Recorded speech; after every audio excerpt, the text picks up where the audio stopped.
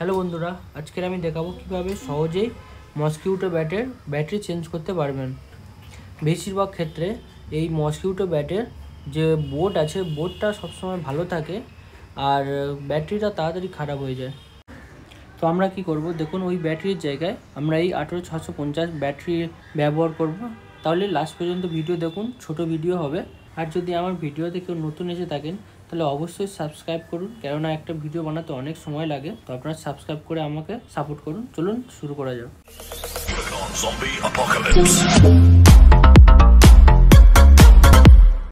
প্রথমে ভোল্টেজের পাওয়ার switch off করে তারপরে পুরো স্ক্রু খুলে ওপেন করতে হবে। তো আপনারা এবার দেখতে থাকুন।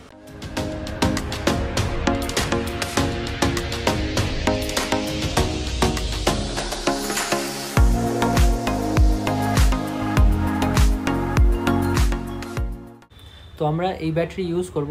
তো আমরা ডাইরেক্ট বোর্ডে কানেকশান করব না, আমরা কি করব, এরকম একটা 18650-এর বোর্ড নিয়ে নেব। তাতে কি হবে, এই ব্যাটারির বিএমএসের রিকোয়ারমেন্ট থাকে, কেননা ডাইরেক্ট কারেন্টে এর কোনো ওভার ভোল্টেজেরও সুরক্ষা থাকে না। তো আমরা সেই কারণে একটা চার্জিং মডিউল ইউজ করে নেব। তো এতে হবে কি, আমাদের ব্যাটারিটা সেফ থাকবে, তো লং লাস্টিংও চলবে। যে কোনো মোবাইলের চার্জার থেকে চার্জ করা যায় এটা। তো আমার কাছে টাইপ সি অ্যাভেলেবেল ছিল না, তাই আমি মাইক্রো ইউএসবি লাগিয়েছি। আপনারা টাইপ সিও লাগাতে পারেন। তো ভিডিও দেখতে থাকুন।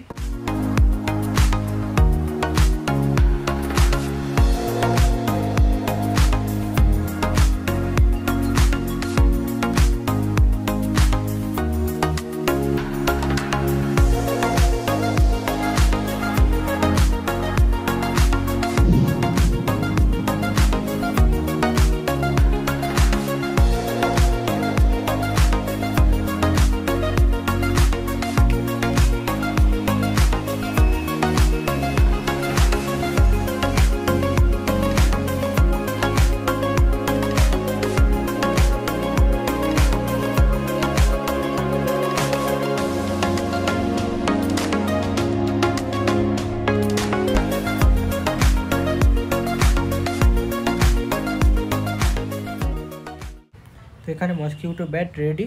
তো আপনাদের এই মসকিউটো ব্যাট বানানোর সময় শুধু একটা জিনিস মাথায় রাখতে হবে, যে ব্যাটারির চার্জের দিকে একটু খেয়াল রাখতে হবে, কেননা ব্যাটারিটা তাড়াতাড়ি নষ্ট হয়ে যায়। তো দেখুন, লাগানোর পরে ব্যাটারি এখন ঠিকঠাক কাজ করছে। তো এই ভিডিও এই পর্যন্ত। আশা করছি আপনারা বুঝতে পেরেছেন যে এটা রিপেয়ার করা খুবই সহজ, ব্যাটারি চেঞ্জ করা, কিন্তু কিভাবে ব্যাটারি সেফ রাখবেন সেটাই দেখার বিষয় ছিল। তো এই ভিডিও এই পর্যন্ত। বাই।